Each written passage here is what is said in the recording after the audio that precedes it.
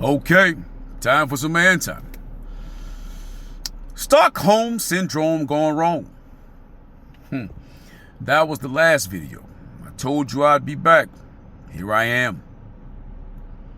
You know, I had all sorts of soliloquies I wanted to give to you, but I figure I'd come on here and give you a story. I had a broad once. I met her while she was at work. Her attitude seemed a little off, a little funky, but I assumed it was because she was at work. I didn't really charge her for it because I figured maybe she's frustrated with work, etc., etc., etc. So I gave it a pass. Called her about 3 days later, and she tried to interrogate me. I wasn't feeling that, so I called myself charging that one to the game. She called me about a week later and asked me why I didn't call her. I told her. And she tried to smooth it over. I noticed that after she smoothed it over, she started calling me a little more readily. Now, you would think because I had dealt with so many broads and I was a player at that time that I knew the game, and I did. But you would think that I wouldn't play ball, but I did. I like the fact that she kept being a little more persistent, although my first mind told me the reason she was more persistent is because whatever dude she was dealing with was out the picture. Later on down the line, I realized I was right. But by that time, I had seen her in some short tights and a short-cut spaghetti strap top, and the body was amazing. Plus, at the time, she was a newly opened package. Yeah, her previous owner didn't know how to play with her. So he put it back in the box. When I got it, I took it out and I realized I was familiar with it. I played with it like a motherfucker. Yeah. And when I played with it like that, I had an awesome time with it. But from the first meet, I saw her attitude. The second meet, I saw her attitude.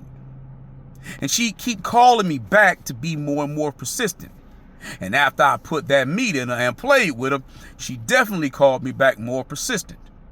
But the attitude didn't stop. You see, what I eventually learned is the same attitude that she had was the attitude that her mother had.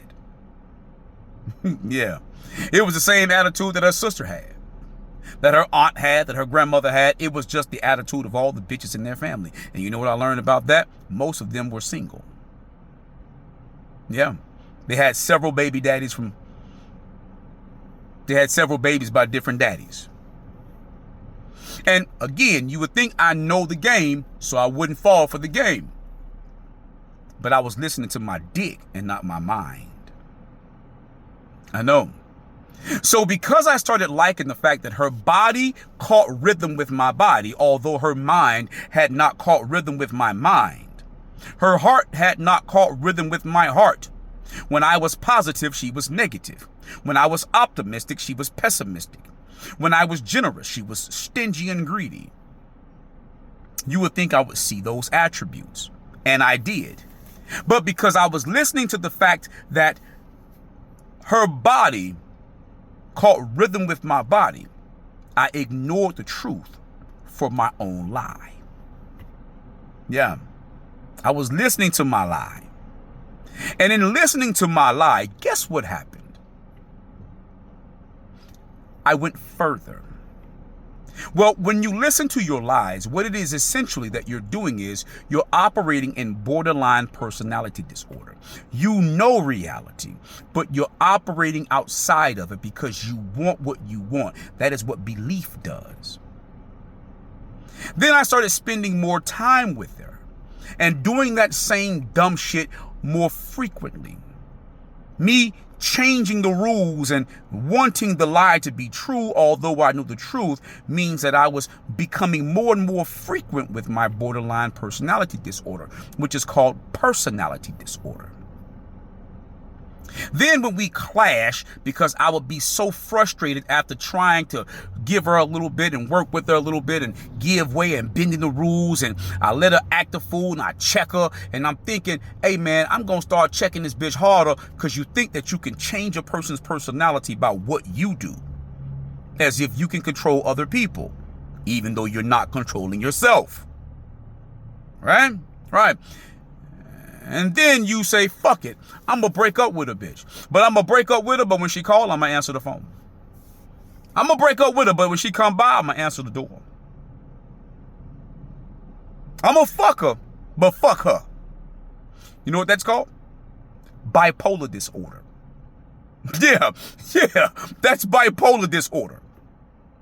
And then when you kind of wean yourself back into a certain rhythm of this bipolar disorder, and you get mad because you're mad with yourself, you're upset with yourself, you're disappointed in yourself, you're disregarding yourself, and you're disrespecting yourself. And so what happens is you become angry at them because you're rewarding bad behavior. But you're rewarding bad behavior for yourself because you're eating with your eyes, as my young guy calls it. You listening to your dick, as I call it. But you're ignoring your mind. So you know what you do? You lash out. You want to smack them, choke them, beat them, off them. Because you think that is justifiable. Or maybe you're lashing out in a manic depressive episode. That's what that is. When you suppress yourself, it creates depression. And when it comes out because you can no longer hold it, you become a manic or a maniac. You didn't know this, did you? I know. It's because you've been living in bipolar disorder, personality disorder, and borderline personality disorder. But you know what comes next? You make her your girlfriend like I did. You move in with her like I did. We went and got a place together. Then you make her your fiance, and you marry her. You have kids with her. Because you think that the shit will stop, even though you know better. So now it's become your lifestyle. Listening to the lie and ignoring the truth. Overriding the truth and accepting the lie. Because you don't want to give up the pussy. You don't want nobody else to have it and enjoy it the way that you do. You think she's yours. You think you can get her to change her mind if you do more of what you do. You think you can control her even though you don't know how to control you. You think you can be responsible for her emotions. When you see her tears, you equate them with pain. Even when she's shown you on many occasions with all of those same things happening, that it's been a lie. That's called schizophrenia. When you're living in the lie. You see, when your mother was rearing you as a baby boy, she was allowing you to live in the world that she designed. And she was teaching you on how to accept her even when she's wrong. She was teaching you to overlook her wrongs and her flaws because she's your mother. And she loves you. And so she was also teaching you to see that everything that she does it for you, even though you've seen her choose herself over you from time to time, to the very least.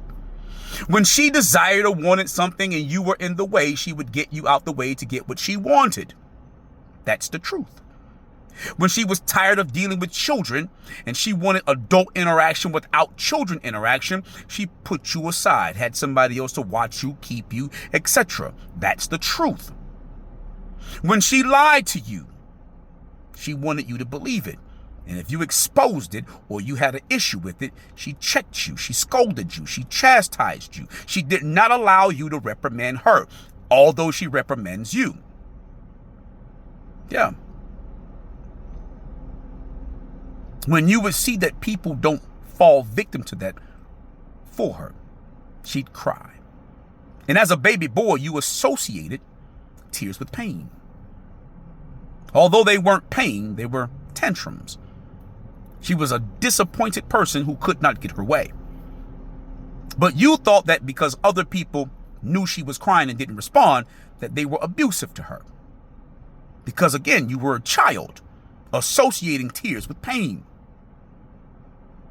Yeah, that's how that works.